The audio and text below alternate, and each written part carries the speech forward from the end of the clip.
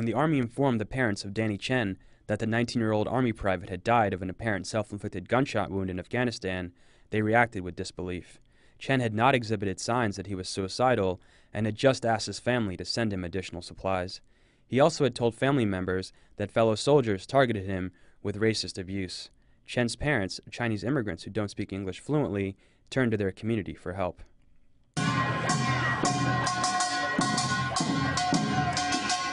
Activists in New York's Chinese-American community enlisted the support of local politicians, held a vigil, marched to the Pentagon, and posted a video on YouTube, all to raise awareness and demand answers about Chen's death. On October 3rd, my cousin, Private Danny Chen, was found dead in Afghanistan, but he did not die in combat. A week before Danny died, he was laughing with us on Facebook. What happened to Danny? The effort successfully captured the media's attention, and on December 21st, the military announced preliminary charges against 8 of Chen's fellow soldiers connected with his death. 1 week later, Army investigators met with Chen's parents and revealed that he had faced extensive racial harassment. Elizabeth Wu Yang is president of OCA, an Asian American advocacy group working closely with Chen's family. He was required to do bed crawls over gravel while soldiers threw rocks at him. He was subjected to racial taunting and being called Gook, Chink, and Dragon Lady. In one incident, he was made to wear a green hard hat and give instructions to other soldiers on how to put up a tent in Chinese. Danny was the only Chinese person at this platoon. The harassment campaign culminated on the day of his death, when he reported for guard duty but forgot his helmet. They made him go back to get it, and then they made him do a bread crawl over 100 meters of gravel while soldiers threw rocks at him. And then shortly that morning, a gunshot was heard, and Danny, according to the investigators, was lying on the ground with his rifle next to him. Wu Yang says not all of the family's demands have been met, including securing a hearing for the charged soldiers on U.S. soil. They do not want these soldiers to plea bargain to any lesser offense. 5 of the 6 have been charged with negligent homicide and involuntary manslaughter. Whether homicide or suicide, there's no question that their actions drove Danny to his death. As supporters and loved ones continue to press for justice, organizer Esther Choi says the Asian American community's advocacy made a difference in speeding up the military's response. Because I think if we hadn't had that action and we hadn't built up that attention, then it could have just been another passing thing that no one would have paid attention to. Chen's case has given a hope to other families seeking answers about loved ones in the military who died under suspicious circumstances.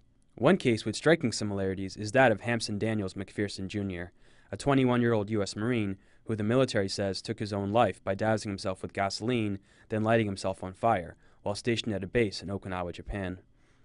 McPherson was also a New Yorker and son of immigrant parents. And just like Chen, McPherson's family also alleges that he was subjected to racist hazing by fellow soldiers leading up to his death.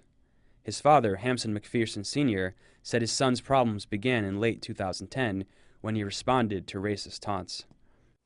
He called and he told me, he says, "Daddy, I'm sorry, but I had a problem." I said, "What happened?" He says, a white Marine constantly call him cotton-picking nigger, and he lost it. He lost his temper. They fought, and this Marine got the worst of it. McPherson says his son continued complaining of racist treatment over the next 6 months, until his death in May. The military has not identified the 2 individuals who they say witnessed the incident. Officials say that a security camera that would have recorded McPherson's death was not functional at the time. The McPherson family received a visit from the military, which further fueled their doubt over the circumstances surrounding their son's death.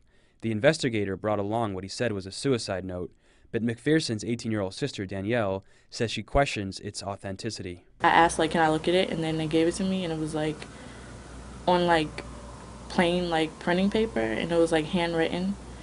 And it was, a whole bunch of stuff like he would never say, and then it wasn't even his handwriting. Like I can't read his handwriting. Like I have to like squint, and like it was like kind of neat, so it was just weird.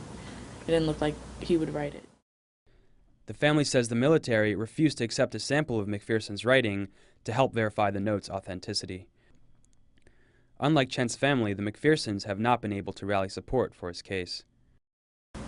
We've tried to get people involved, but I feel like people have like this mental block about the military and like the power that they have, and they think like they don't want to get involved because something could happen to them, or they're scared to be put out there like that.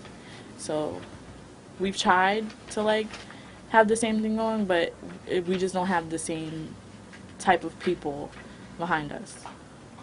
The McPherson family says they hope the massive media attention Chen's death has received will help their efforts and pressure the military to fully investigate how Hampson McPherson Jr. died. As both families await details of the deaths of their loved ones, they say they will continue raising awareness until those responsible are brought to justice. They're also calling for the military to institute reforms that will prevent similar race-based hazing in the future. Reporting for The Real News and FSRN, this is Jesselyn Noor in New York.